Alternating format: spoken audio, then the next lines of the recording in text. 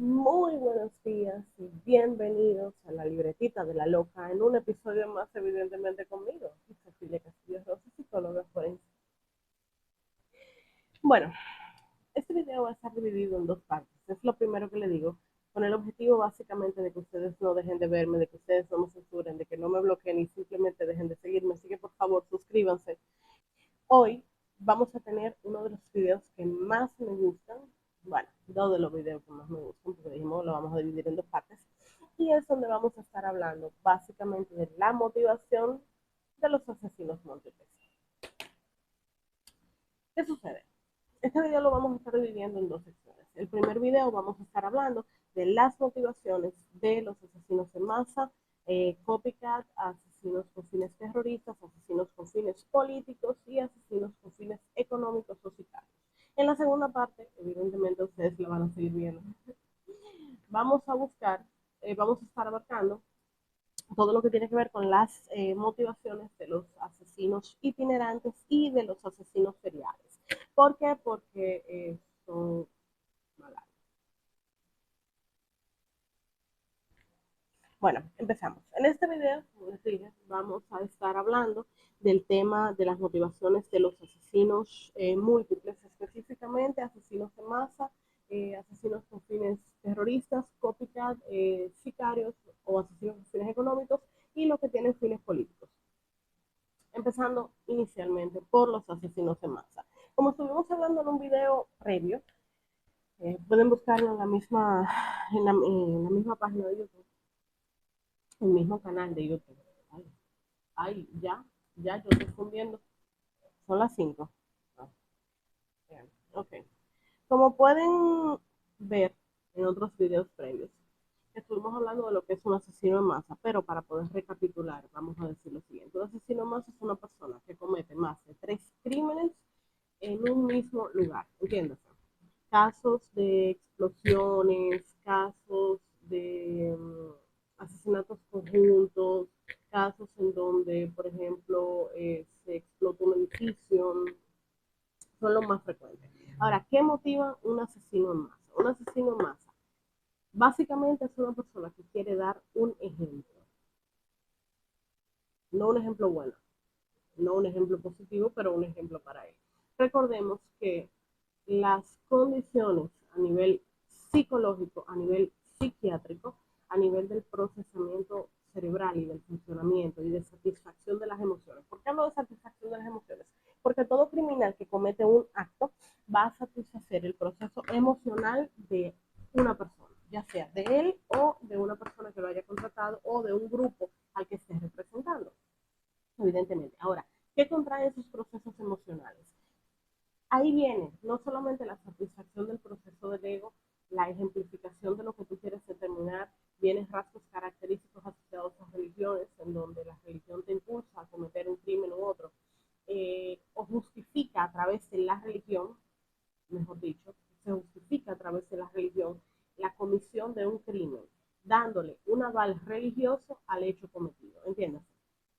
No es que si tú perteneces a una religión, la religión te va a motivar a cometer un crimen directamente, sino que este sujeto ve la religión como un mecanismo de acción, un mecanismo que lo impulsa a la comisión de un crimen, considerando que lo que el otro hace o está mal, o considerando que las perspectivas sociales no funcionan, o considerando que algunas situaciones deben de variar, porque su percepción es más favorable a nivel social de lo que la percibe otra persona. Por eso se justifica en temas de religión.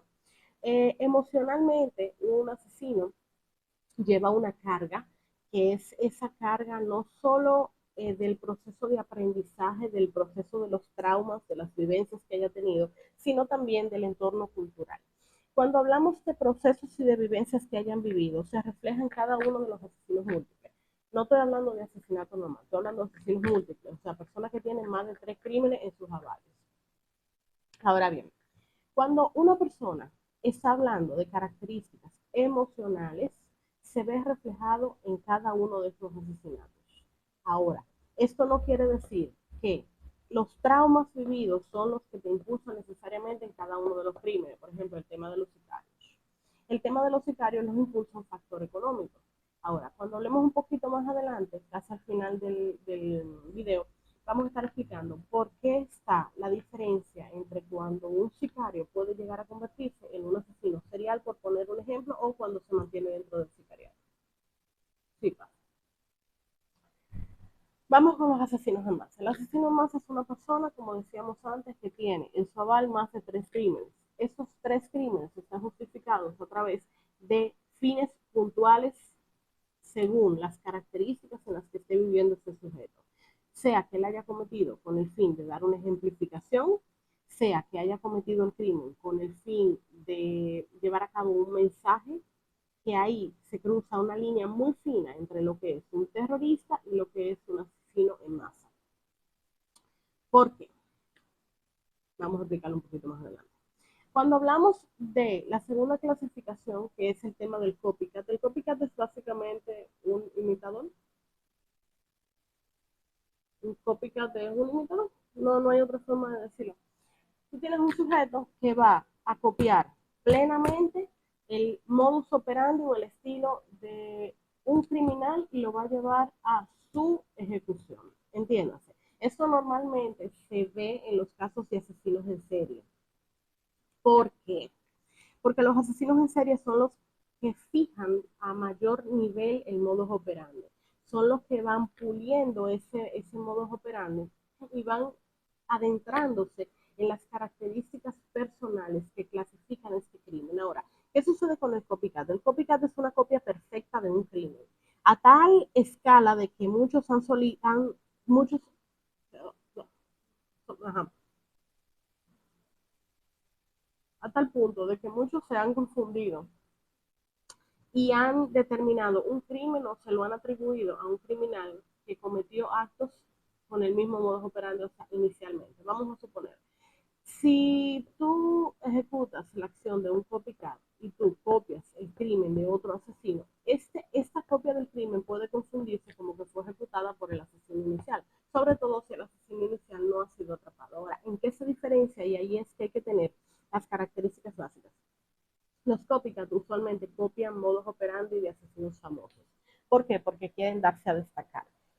Son personas que usualmente no quieren esperar tanto tiempo para hacerse notar, tanto tiempo para que la gente los mire y simplemente pues actúan de una manera rápida, eficiente, copiando otro crimen ya hecho, se hace notar y a raíz de eso pueden llegar a pulir ese modus operandi e ir adentrándole una firma.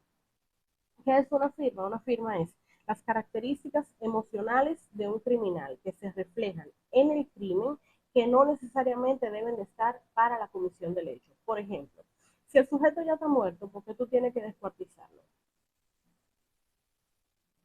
Eso eso pica un muerto. O sea, si tú descuartizas a una persona que ya está muerta, tú estás pecándolo, tú estás rematando. ¿Estás rematándolo? Perdón. Volvemos aquí.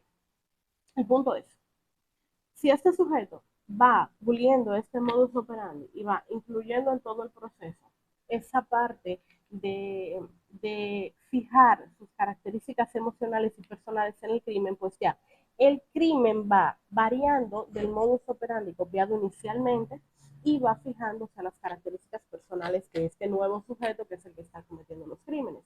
Esto no quiere decir, porque esto sucede mucho en las ocasiones, de que un sujeto se identifica con un modus operandi que le parece seductor, que le parece que llena las expectativas que él necesita. Y generalmente sucede con personas que están un poquito, mantienen una fijación con un criminal puntual, están obsesionados con un criminal puntual, bueno, todo eso puede darse. Esto es básicamente un copycat. Es un imitador que puede ir a largo plazo adentrando sus características personales, pero mantiene el modus operandi de un asesino que ya había cometido crimen y que usualmente es famoso. Esa es básicamente su motivación. ¿Sí? Esto no quiere decir, aclaro, que la motivación de cometer el crimen no sea personal. O sea, ay, ¿por qué yo estoy diciendo tanto sea? Ok, volvemos a ver. Esta comisión del crimen viene por características emocionales personales. Se tiene la intención de cometer el crimen, se quiere cometer el crimen, sin embargo, me identifico con una característica particular de un asesino que ya ha cometido un crimen y dada esa situación, pues yo simplemente copio este modus operandi y lo llevo a la ejecución a la perfección, sobre todo en sus inicios, al cual yo puedo ir agregándole variaciones. Pero estas variaciones no quitan que independientemente de que mi imitación sea o darme a conocer de manera rápida o hacerme famoso o, o celebrar, porque hay muchos que han testificado que lo que han hecho los asesinatos cometidos a través de un copycat han sido para manifestar esa obsesión que tienen por esos criminales, retribuirles un poco de lo que ellos consideran que el criminal les aportó en su vida, porque aunque ustedes no lo crean, hay problemas.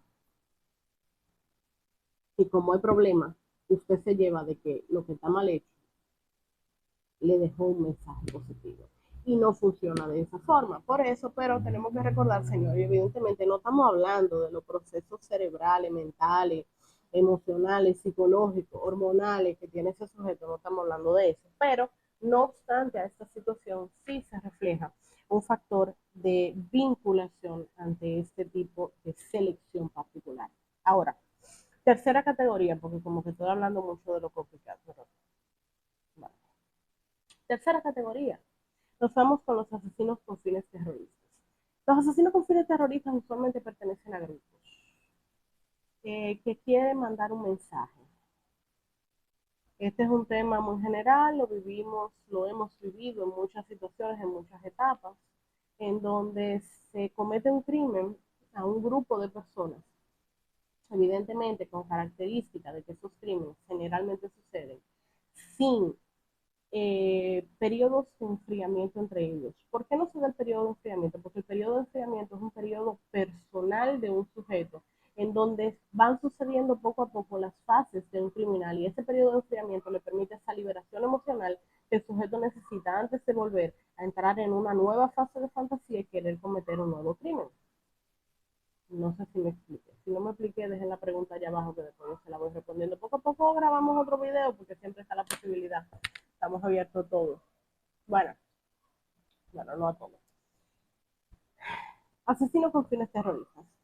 Como hablábamos, estos casos son personas que al pertenecer a grupos, estos grupos usualmente son de ámbito religiosos, de ámbito de defensas sociales, de ámbito de características de identificación y percepción diferente a un, o perteneciente, mejor dicho, a un entorno o grupo social que considera que esta perspectiva es la positiva para la ejecución. Entonces, ¿qué hacen?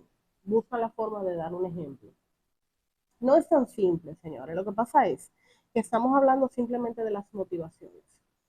Motivaciones es lo que te impulsa únicamente a cometer un hecho. O sea, ¿por qué se quiere cometer el hecho? Más adelante, yo voy a ir grabando algunos videos que tienen que ver con los procesos emocionales y todo eso que llevan al incluirse dentro de estos grupos, dentro de estas sectas que ejecutan estos actos terroristas. Porque no todos son grupos únicamente, algunos pertenecen a sectas, algunos pertenecen a sectas religiosas, varía mucho la cuestión. Entonces, eh, en un video yo no puedo abarcarles todo lo que el proceso que se le lleva a un terrorista desde el inicio de unirse a este grupo hasta la identificación de características con este grupo, la motivación que lo llevó a unirse al grupo y la motivación intrínseca del grupo que lo lleva a cometer un crimen, que son cosas diferentes, no es lo mismo. O sea, el sujeto puede tener una necesidad de pertenencia. Por esta necesidad de pertenencia, o sea, búsqueda de aceptación, el tigre quiere pertenecer a algo, no lo acepta en ningún lado, pues él se une a un grupo eh, con fines dañinos. o a un grupo que tiene ideas o tendencias particulares que quizás no necesariamente en sus inicios tenían la intención de la comisión de un acto terrorista. Sin embargo, cuando usted pule y guaya la yuca, pues al final usted puede hacer un casado porque sale todo. Al unirse a esto, tanto por esa búsqueda de pertenencia como por esa necesidad de aceptación en muchos casos, pues estos son sujetos que entran a grupos con personas que mantienen afinidad con ellos. Cuando usted encuentra a una persona que le dice, esto que tú me estás diciendo es verdad, usted se siente bonito, usted se siente limpiecito y usted empieza a bañarse más. Cuando usted se baña más, usted siente que usted es poderoso.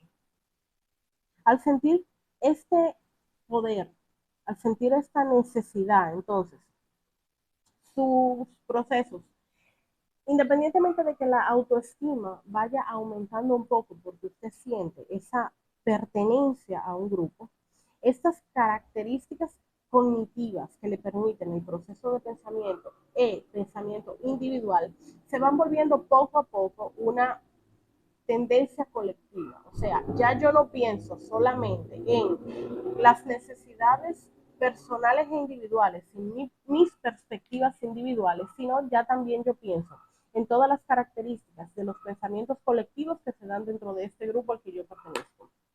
Y este grupo, de una forma o de otra, va a ir guiándome y va a ir pautando las bases de cómo yo me voy a ir manejando a futuro.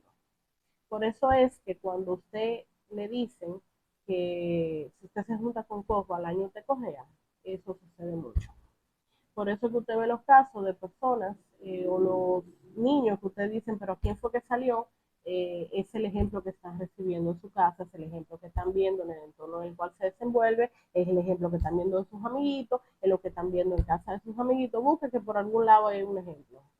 Busque que por algún lado la persona está aprendiendo algo. ¿Por qué? Porque independientemente de que nosotros tenemos la capacidad de adquirir conocimientos, esa capacidad de adquisición de conocimiento va determinada por el lugar al que yo adquiero el conocimiento. Y ahí viene, por ejemplo, no es la misma percepción que yo voy a tener si yo pertenezco a una religión que a otra.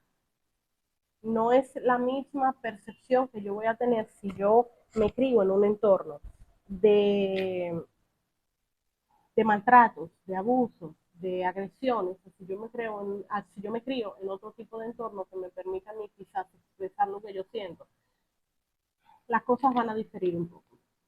Entonces, este sentido de pertenencia se va a ver reflejado en todas esas características colectivas dentro del grupo y pues el grupo va a incidir en la forma en la que tú piensas y en la forma en la que tú actúas.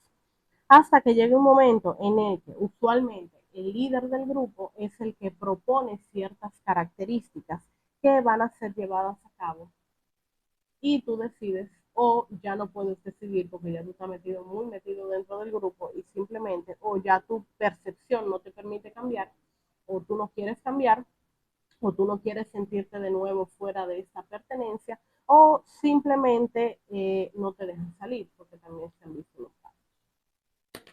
Seguimos. El caso de los asesinos con fines políticos, aquí no hay mucho que abundar, realmente la motivación aquí es una de dos cosas en su mayoría. O son personas enviadas por otras y que tienen fines políticos, no lo mismo que un sicario. Un sicario es el que cobra por un trabajo. El asesino con fines políticos no necesariamente cobra por el trabajo realizado. Puede hacer la función de un sicario, pero sin pago. Entonces ahí no se clasifica como un sicario, sino se clasifica como un asesino con fines terroristas, con fines políticos, disculpen. Siempre y cuando la motivación tenga un aval político. ¿A qué me refiero con un aval político? Una persona o que quiera demostrar algo a nivel político o que quiera quitar a alguien, por ejemplo, que esté en el poder en ese momento, que considere que no funciona, que no sea necesario, o simplemente una persona que quería quizás pues llegar a un poder y mandó a alguien más a ejecutar a la persona que estaba en ese momento porque sabía que podía subir de rango, sabía que podía llegar al poder si quitaba a esa persona. Recordemos que el asesino con fines políticos intervienen varias personas dentro del mismo proceso. No es solamente el que ejecuta, recordemos que también es el que manda a ejecutar. Entonces, todo es una cadena. Usualmente los casos de asesinatos con fines políticos van de la mano de grupos de personas. Se unen con un objetivo político final. Vuelvo y repito, sea el objetivo destituir, sea el objetivo colocar, porque recordemos que el objetivo de la comisión del crimen no es el mismo objetivo final por el cual se cometió el crimen inicial. Todo es una enramada, y sobre todo en temas políticos cuyos asesinatos son tan delicados. Pero es un tema muy profundo, es un tema que yo honestamente prefiero trabajárselo en un video aparte, y sí, hace un poco largo ese tema. Por otro lado, tenemos los asesinos con fines económicos o los sicarios. Aquí, estos son básicamente los que cobran. Y se da una cadena. Está el sicario, que es el que comete el crimen. Está el intermediario, que es el que sirve entre el que mandó a cometer el crimen y el que cometió el crimen, o sea, el sicario. Y está el que manda a cometer el crimen. ¿Qué sucede? Aunque el objetivo del sicario sea con fines económicos, pasan dos sucesos. Los sicarios que inciden en otras características de otro tipo de criminales, por ejemplo, se convierten en asesinos seriales porque de vez en cuando, aunque no estén cobrando, salen y matan a cuanta gente. Yo siempre he hablado mucho de este tema. Muchos sicarios, fuera de los trabajos de encargo, también han cometido crímenes. O, en su defecto, han iniciado sus procesos cometiendo crímenes y han visto que son buenos, han visto que se desempeñan bien en el área, han visto que ya manejan cómo son los mecanismos y los actos de precaución en el proceso, y pues deciden meterse al sicariato para cobrar, para cobrar. Pero para cobrar, ajá, ¿qué le digo? Ese es el objetivo, para cobrar. Entonces, por otro lado, tenemos el objetivo de quien mandó a cometer el crimen. Esa persona que mandó a cometer el crimen tiene sus características individuales y es tan responsable como el que cometió el crimen, o sea, el sicario, y tan responsable, aunque ustedes no lo crean, como el intermediario que se dio para buscarlo. Lo que pasa es que los intermediarios no siempre lo agarran. O lo agarran primero porque no son tan precavidos en el proceso, y ellos suelen delatar en muchas ocasiones o a quien lo contrató o a quien ellos contrataron. El punto de todo esto es que muchas veces no existe, en primer lugar, no existe en todos los casos un intermediario. A veces se da una relación directa entre el contratante y el sicario. Pero en los casos en los que existe un intermediario, esa es la figura más peligrosa porque esta es la figura que mantiene el control entre los dos puntos. En los casos en los que hay un intermediario, usualmente el contratante no conoce al sicario. El contratante simplemente conoce al intermediario. Entonces, si no agarran al intermediario, evidentemente no llegan a la tercera persona, que es el sicario, en el caso de haber tres. En el caso de haber dos, pues se puede llegar de manera directa a quien cometió el hecho. Ahora bien, esta motivación de quien mandó a cometer el hecho son características personales. Eh, ya yo he hablado en varios videos sobre el tema de los mecanismos de pago a los sicarios. Los sicarios usualmente tienen tarifas dependiendo del encargo que se le haga, tarifas que van a estar sujetas a variaciones, así la persona que contrata le deja libre albedrío al sicario para cometer el hecho o le da instrucciones específicas de cómo quiere que se cometa el hecho. Si quiere que se cometa en un lugar específico, si quiere que se ejecute un acto o no, si quiere que la persona sea torturada, si quiere que la persona sea descuartizada. O sea, en los casos de los sicarios se observa mucho este tipo de solicitudes y peticiones. Evidentemente, al fin de cuentas, el sicario es el que decide y el que tiene la potestad final de si realmente, primero, puede aceptar un trabajo porque puede ejecutarlo. Esta motivación de este sujeto usualmente va con características personales. O el sujeto necesita salir de algo, ¿sí? Salir de algo. No hay otra forma de decirlo. Pero quiero tomarme un minuto porque ustedes saben que esto es un tema delicado, señores. Y yo no puedo venir aquí a decirle, no, porque fulanito quería salir del otro y por eso lo mandó a matar. sin decirle también que eso no está bien. Ustedes saben que no está bien, pero como estamos bregando en redes sociales, señores, miren, no está bien. O sea, no está bien usted tener esas intenciones. Siempre he dicho, recalco, que cuando existan este tipo de ideas, cuando existan este tipo de situaciones y procesos mentales, eh, usted está mal. Usted está mal. Señores, hay que buscar ayuda.